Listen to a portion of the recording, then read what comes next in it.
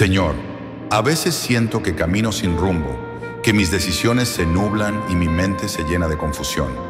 Pero hoy hago una pausa, respiro y vuelvo a ti, porque tu voz trae orden, paz y dirección. Guíame, Espíritu Santo.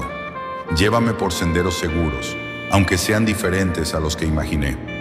Dame sabiduría para elegir, valor para actuar y humildad para reconocer cuando debo esperar. No quiero vivir según mis emociones, sino según tu voluntad. Que cada paso que dé sea sostenido por tu presencia. Aunque no vea el camino completo, si tú estás conmigo, estoy en el lugar correcto.